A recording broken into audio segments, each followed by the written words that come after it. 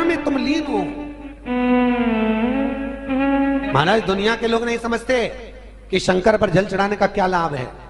शिव महापुराण कहती है, अगर एक दिन शिव महापुराण की कथा कहती है सोमवार के दिन भगवान शंकर को अगर जल चढ़ाया जाता है तो घर में तेज लक्ष्मी प्राप्त होती है। क्या मिलती है? तेज लक्ष्मी। कर बैठी थी, उनके नेत्र से अश्रु गिरा। पूरी दुनिया में केवल एक बेलपत्र का वृक्ष कैसा होता है जिस वृक्ष के नीचे माता लक्ष्मी शाम के समय पर बुआरी लगाने के लिए जाती है, झाड़ू लगाने के लिए। बेलपत्री के पेड़ पर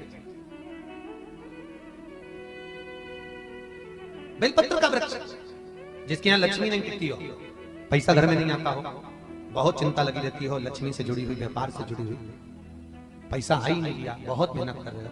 सोमवार की सोमवार 5 सोमवार बेलपत्री के पेड़ के नीचे एक घी का दिया लगाना चालू कर दीजिए। शाम के समय थोड़ी सी मिट्टी बेलपत्री के पेड़ के नीचे की उठाकर लिया, घर के अंदर लाकर इतनी सी मिट्टी लाकर पटक दीजिए। 5 सोमवार करके देखो, छठे सोमवार पे करने की जरूरत नहीं पड़ेगी, व्यापार अपने आप बढ़ना चालू हो जाएगा। लक्ष्मी शाम के समय पर प्रतिदिन बेलपत्र के पेड़ के नीचे बुआरी लगाना। शंकर भगवान की प्रियता बेलपत्र। पहले भी कथा में कहा, फिर कहते हैं, जिस व्यक्ति के जीवन में धन, संपदा, वैभव, सत्ता, लक्ष्मी की थोड़ी भी कमी दिखती हो, उसको बेलपत्री के वृक्ष का पूजन चालू कर देना चाहिए। जाओ सोमवार के दिन बेलपत्र वृक्ष के नीचे जल चढ़ाकर, जल का सिंचन कर कर, उसी बेलपत्र के नीचे शाम के समय पर संध्या काल में, प्रदोष काल में भगवान देवाधिदेव महादेव गौरी शंकर का स्मरण करो। बेलपत्र की जड़ की ओर, बेलपत्र की तना की ओर, बेलपत्र के वृक्ष की ओर तुम्हारा मुख हो। कोई आसन नहीं, कोई आसन नहीं, केवल बेलपत्र के वृक्ष की ओर तुम्हारा मुख हो। जहां बेलपत्री का वृक्ष है उसके नीचे बैठकर, उसकी छाया में, उसकी ओट में पंचाक्षर मंत्र नमः शिवाय, या फिर षडाक्षर मंत्र ओम नमः शिवाय, या फिर श्री शिवाय नमस्तुभ्यम का स्मरण कर कर अपने हृदय की बात गौरी शंकर से, महादेव से कहे। शिव महापुराण की कथा कहती है 7 दिनों में एक दिन सोमवार का ऐसा होता है जिस दिन 33 कोटि देवी देवता बेलपत्री के वृक्ष के नीचे बैठकर भगवान शंकर और पार्वती का स्मरण करते हैं और शिव पार्वती उनकी झोलियां खुशियों से भरते हैं। देवता भी जिनका भजन कर रहे हैं वो बेलपत्री के वृक्ष के नीचे। लक्ष्मी, मां लक्ष्मी भी बेलपत्र के वृक्ष के नीचे निरंतर विराजमान होती है। और आप लोगों से एक निवेदन और करना चाहेंगे, ये मनुष्य का शरीर जब तक रहे, ये मानव की देह जब तक रहे, जिंदगी में एक बेलपत्री का वृक्ष अपने रहते रहते कहीं पर भी लगाना, उसको बड़ा करना, उसको बड़ा कर कर जैसे अपने बच्चे को बड़ा करते हो ऐसे लगाकर बड़ा कर कर महादेव से कहना कि मैंने अपनी जिंदगी में, मैं मर भी जाऊं, मेरे प्राण छूट भी जाएं, मेरे जाने के बाद मेरे घर के लोग एक लोटा जल चढ़ाएं ना चढ़ाएं, बेलपत्री चढ़ाएं ना चढ़ाएं, पर ये वृक्ष मैंने बेलपत्री का लगा दिया, अगर मैं मर भी गई तो मेरे मरने के बाद भी मेरे हाथ की बेलपत्र महादेव को चढ़ती रहेगी, महादेव को प्राप्त होती रहेगी।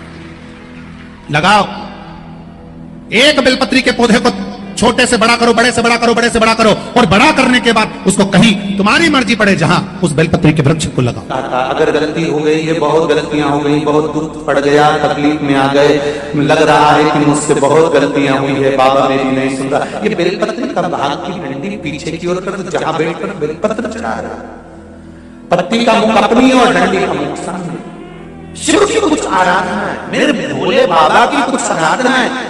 खाली ना जाता कोई, खाली ना जाता कोई, दर से तुम्हारे मैं भी खड़ी हूं नहीं, बाहें पसार मैं भी खड़ा हूं नन्ही, बाहें पसार अपने। बैसाख के महीने में तो आपको अगर शरीर में कहीं पथरी भी आ गई है ना, कहीं नेत्रों में अगर ज्योति कमजोर पड़ रही है, जाले पड़ने लगे, चश्मा बढ़ने लगा, रात को आंखों में जलन होने लगी, रात को नींद नहीं आ रही है, तो बैसाख के महीने में जो दुर्वा होती है, इस दुर्वा को तोड़ लाओ। जहां पर अशुक सुंदरी का स्थान होता है, जहां पर अशुक सुंदरी का जो स्थान होता है, उस अशुक सुंदरी के स्थान पर उस दुर्वा को रख दो और कुंदकेश्वर महादेव का नाम है। कौन से महादेव का नाम लेना है? कुंदकेश्वर। उस दुर्वा को उठाकर लिया। बैसाख के महीने में कोई भी तिथि, कोई भी दिन, कोई भी वार आप बैसाख के महीने में कर सकते हो। उस दुर्वा को लेकर आओ, लगभग 20-25 दुर्वा लेना, उसको लेकर आइए। सुबह सुबह कुंदकेश्वर महादेव का नाम लेकर उसको खाना प्रारंभ कर दीजिए। एक दुर्वा रोज खाओ। जो पथरी है या नेत्रों में तकलीफ है या कोई ना कोई रात्रि को नींद नहीं आना, बेचैनी हो जाना, घबराहट होना, धीरे धीरे धीरे धीरे 20 दिन की वो दुर्वा है, 20 दुर्वा एक एक दिन खाना चालू करो। 4 या 5 दिन लगेंगे, अपने आप आपको कोई गोली खाने की जरूरत नहीं पड़ेगी, नींद अपने आप आना प्रारंभ हो जाएगी और बेचैनी। अशोक सुंदरी वाली जगह पर दुर्वा समर्पित कर कुंदकेश्वर महादेव का नाम लेकर। कौन से महादेव? कुंदकेश्वर। जिस नारी का रजोधर्म से जुड़ा हुआ जो भी तकलीफ होती है, केवल हाथ में जल लेकर, आसक्ति का नाम लेकर भी वो पान कर लेती है, तो रजोधर्म से जुड़े हुए सारे दुख, कहते हैं कि गर्भ में, गर्भाशय में अगर गांठ भी पड़ गई है और डॉक्टर कह रहा है कि बच्चादानी में गांठ है, गर्भाशय में गांठ है और इसका ऑपरेशन होना जरूरी है, आसक्ति दक्ष प्रजापति की पहली पत्नी का मात्र स्मरण कर कर अगर आचमन पानी का कर लिया जाए तो गांठ भी गर्भाशय की गलना प्रारंभ हो जाती है। ये वो नाम, ये वो शब्द है। अगर मान लो शरीर में कोई गांठ पड़ जाती है, डॉक्टर अपना इलाज कर रहा हो, उस जगह पर प्रजापति बीरण की पुत्री आसक्ति का नाम स्मरण में आना चाहिए। एक बार सब बोलिए, क्या नाम है? आसक्ति। और हम आसक्ति का नाम भी नहीं बोल सकते, तो इसी आसक्ति का एक नाम है बीरणी। क्या नाम है? बीरणी। आसक्ति का स्मरण।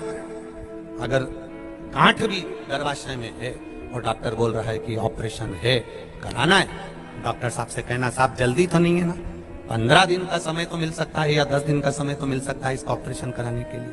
फिर आसक्ति का नाम लेकर शिव जी की शिवलिंग पर जब हम बेलपत्र समर्पित करें तो ये डंडी का मुख जब हम शिव जी को चढ़ाते हैं तो इस डंडी का मुख हमेशा हम उधर रखते हैं। अब की बार आसक्ति का नाम लेकर जब हम शंकर भगवान को बेलपत्र समर्पित करेंगे तो ये डंडी का मुख शिवलिंग पर अपनी ओर रखेंगे और उसी बेलपत्र को चढ़ाकर जल समर्पित कर कर आचमन कर कर उसी बेलपत्र को लाकर घर के द्वार को पूरा खोलकर घर के अंदर प्रवेश कर कर घर के बाहर स्मरण को, शिव को याद करते हुए उस बेलपत्र को चबा चबा कर खाना प्रारंभ करिए।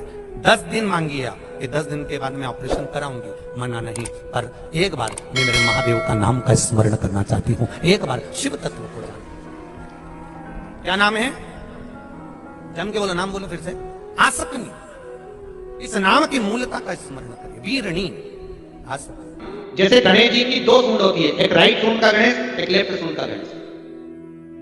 कौन कौन सी सूंड का? राइट सूंड और लेफ्ट सूंड। राइट सूंड का गणेश घर में होना चाहिए और लेफ्ट सूंड का गणेश आपका कोई ऑफिस हो, जहां से आप अपना धंधा कर रहे हैं, नौकरी कर रहे हैं, सर्विस कर रहे हैं, काम कर रहे हैं, बिजनेस कर रहे हैं, या आप अपनी कोई भी कुर्सी के ऊपर बैठते हैं किसी कमरे में जाकर, उस कमरे के अंदर लेफ्ट सूंड का अगर गणेश होगा तो आपकी तरक्की को, आपकी उन्नति को दुनिया में कोई नहीं रोक सकता। और अगर जिस स्थान पर बैठकर आप बिजनेस कर रहे हैं, कमा रहे हैं, उस स्थान पर अगर राइट सूंड का गणेश होगा तो आपकी तरक्की नहीं, वहां लेफ्ट सूंड का गणेश होना चाहिए। और घर में जम के बोलो, राइट सूंड।